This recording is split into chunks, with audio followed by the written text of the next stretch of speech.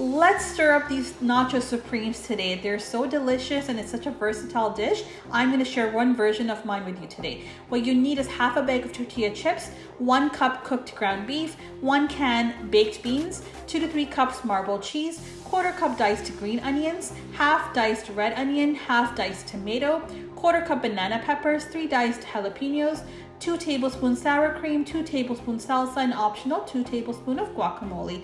So let's get started.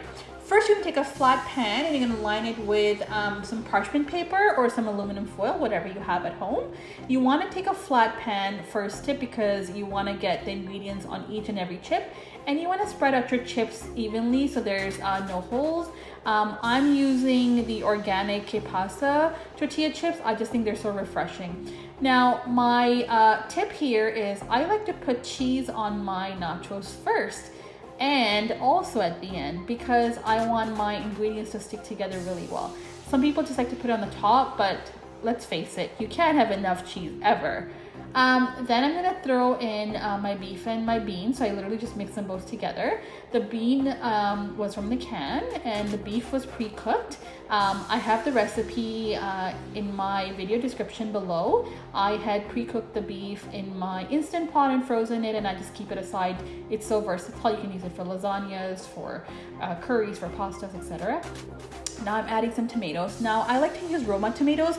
I think they have a nice texture and they're not too soft, so you want them to be a bit more like firm for this dish. So I put those on. You want to dice them really thin. And then I'm gonna put on red onions. Now, you can certainly use white onion, Spanish onion if you want. I like to use red onion, A for the color and B for the flavor, because I like my nachos to come out really vibrant. So they're really exciting to eat once the dish is all put together. So as many colors as possible, it just looks nice, more presentable and tasty. Now I'm adding my banana peppers. Again, these were just from the jar. I drained out some of the water just to add a bit of tanginess and some heat. I'm gonna add a few, but again, if you don't want it to be spicy, you can certainly leave these out as well. I'm also going to be adding some fresh cut up jalapeno peppers. I think I had about 3 here. Again, I like to have some heat in my nachos, but if you don't, you can leave these out. Just spread them out evenly so you get each and every corner. And then I'm adding my green onions. You want to preserve some for topping later, so add about half of what you have. And as I was making the video, I found some black olives, so let's just add those on too.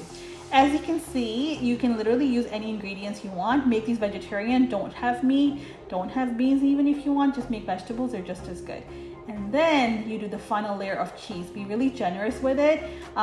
You want to make sure that when you pull apart, each and every nacho has a bite of cheese and the meat and the veggies. Now you can certainly use mozzarella or cheddar or Parmesan. I like to use marble, A for the color and B for the flavor. I think it just combines everything really well.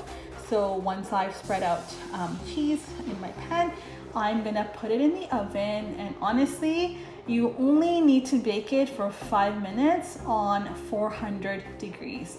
So again, as you can see, I'm just putting on my timer for 5 minutes. That's all you need.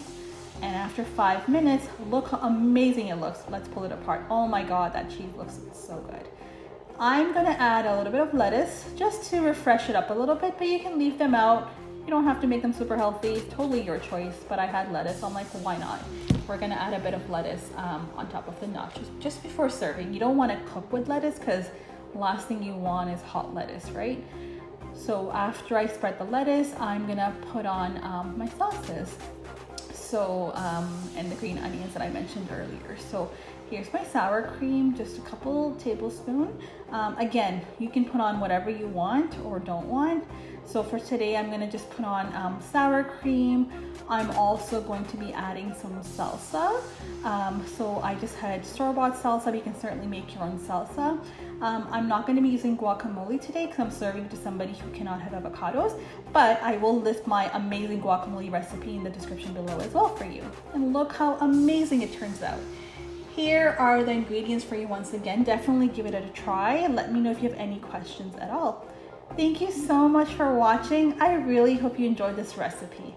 Be sure to like, comment, and subscribe to my channel for more easy to follow recipes. Till next time, keep stirring it up.